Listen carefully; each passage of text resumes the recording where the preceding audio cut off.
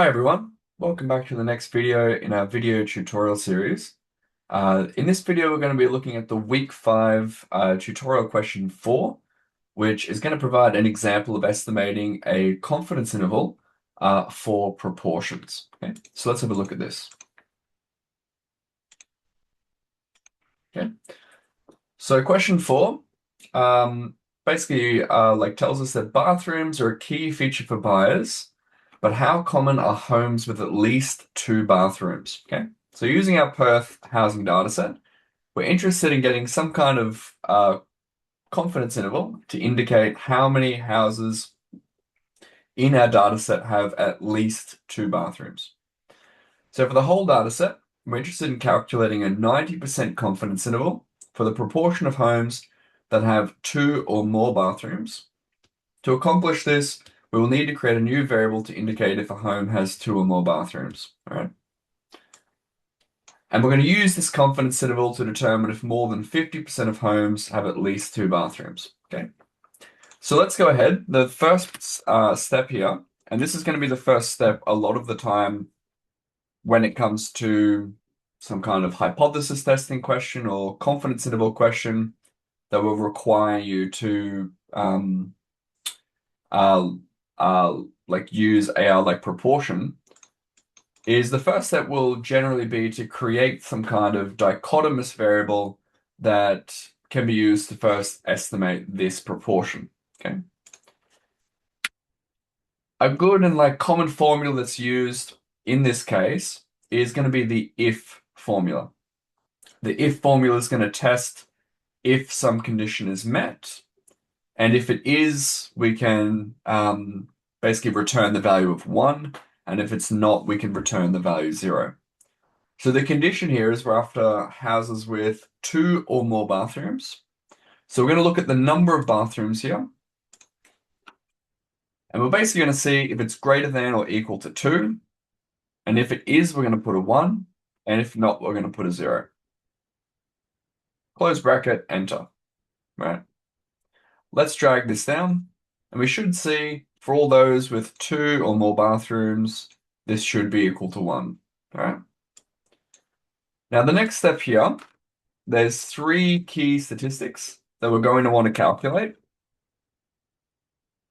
These are the number of successes, the sample size, and then using both of these, the proportion. Okay. The number of successes indicates the number of observations that meet the condition that we're interested in.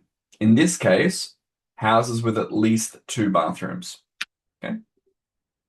So this is going to be equal to the sum of those with at least 2 bathrooms. Okay. So we have 372 houses with at least 2 bathrooms. Next, we're going to have to create or estimate the sample size. This is found by counting the number of observations we have here. So equals count, then over this range, we have 441. Let me just convert this data type here. Okay, 441. Now the proportion is just the number of successes divided by the sample size. So we have 0.84. Okay. So what we could go ahead and do from this stage here is we could go ahead and estimate this confidence interval manually, right? Could go ahead and estimate the standard deviation, the standard error, that margin of error, add it above, subtract it below, and we could get our confidence interval for the proportion that way. Alternatively, what we can do is we can go to our template, right? This is our template for, this is our Lecture 5 to 9 Excel template for probability modeling. Go to the table of contents and look for the particular, go for the particular method that we want to use. We're interested in a confidence interval for population proportions. We're going to click on that.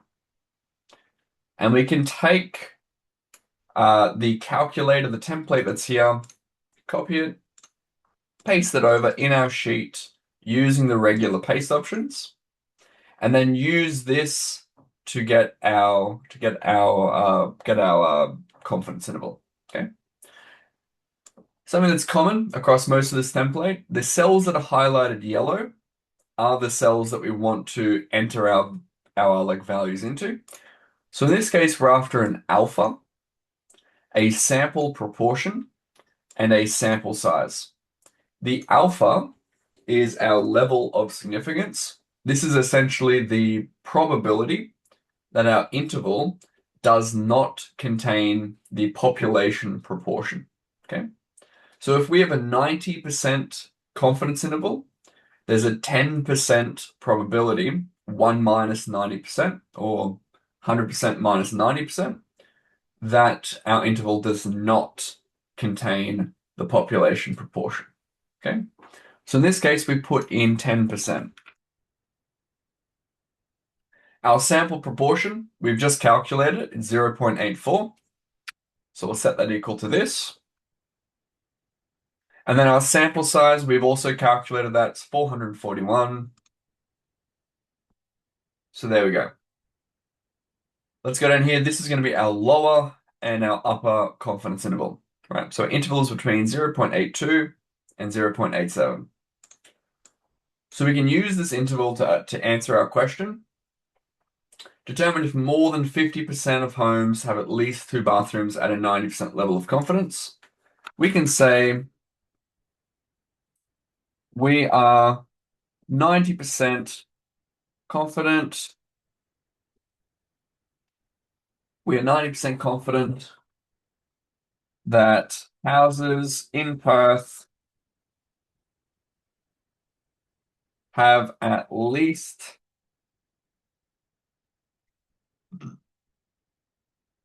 90% confident houses in Perth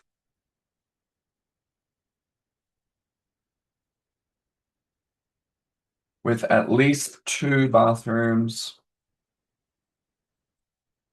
The houses in Perth.